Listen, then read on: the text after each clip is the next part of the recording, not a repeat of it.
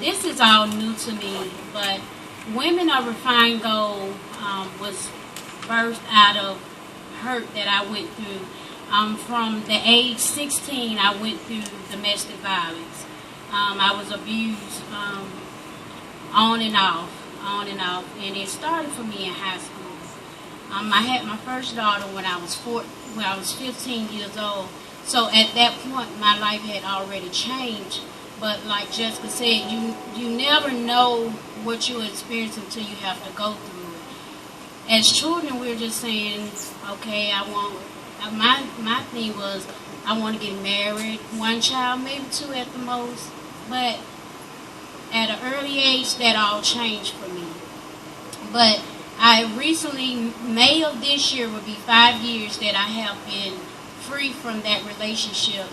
And was it easy coming out? No, but it was worth it. Even in the midst of me going through what I went through, I did not let that get me down. I did not let that deter me from wanting to help people. That has always been my passion, to reach out and help people whatever way I can. I think even in the midst of what I went through, I don't consider myself a victim. I call myself a victor. I was victimized, but I did not let that create who I would become. In 2007, the name, 2002, I started going to church. I didn't go through counseling to get through what I went through. I just kind of dealt with it on my own. But at the same time, I started going to church. And as I continued to go, and I surrounded myself with people that were really just had a passion to help me. It wasn't about judgment. And I still had problems talking, but as I began to talk, I began to see things turn around in my life. So from that time, maybe 5 years later, even though I had gotten saved, I was still going through domestic violence. So in 2009 is when I left. But in 2007, as I was reading the Bible, God was just telling me, He said, I'm refining you as gold. So at that point, I didn't know what that meant. So I'm like, okay. So as I kept reading, I came to Job 23, and it talks about refining gold. So I said, okay, but I still didn't understand. So the example that he gave to me is the process that gold goes through when they're trying to get it to a place to be pure. And he said it goes through the purification where it has to be burned off with fire that is just at a high level of heat. And he said, I'm taking you through some things. He said, you're going to feel some things that's not going to feel good, but you're going to come out pure as gold.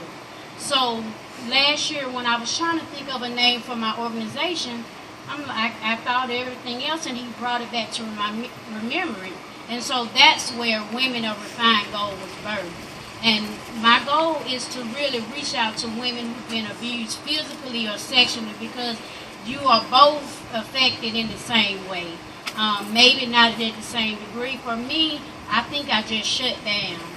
I just kind of disconnected with a lot of things, and I didn't deal with things. But as I just continue to just say, okay, I'm not going to be silent anymore. Because as children, we're taught you don't tell what goes on in your home. But when we become adults, we have that same thing. You don't tell nobody what's going on. But as Women of Refined Gold, we have come up with a program for girls 12 to 17 where we want to prevent them from going through it. Because like I said, I started in high school. So if I can go back and show them and teach them what I ignored and cause them to pay attention to it, it will prevent those young ladies from going through what others may had to go through in order to stand up here and talk to you all today. So we do have a program that's this summer, and it's called Silence No More. And the goal is that they're coming out and they're learning how to rebuild their self-esteem, learning how to trust, building that mother and daughter relationship. We also want to teach them about just forgiveness, because that was the biggest thing for me. I made a conscious decision that I was not going to be in unforgiveness. I wasn't going to keep on holding that person to what he had done to me, because if I had, then I would still be quiet, silent. So my goal was, I'm not gonna be in bitterness, and I did forgive, and I had to make that decision. It was not based on because I felt like I had to, but it wasn't for his sake. It wasn't for my mom's or whoever thought I was wrong for doing. I had to make that decision to forgive, because in order for me to be effective to teach other young girls, I have to be able to tell them this is what it takes to get through. Because if you're hurting, you can't teach anybody. You can't show anybody, because you're going to be feeding them hatred. You're going to be feeding in them that bitterness, and no one accomplishes from it. So that's what we're doing this summer.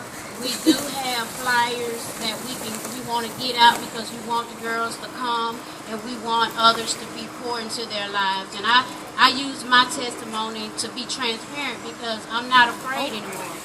I was quiet so long, so now that I'm not being silent, I want everybody to know that you don't have to go through it by yourself.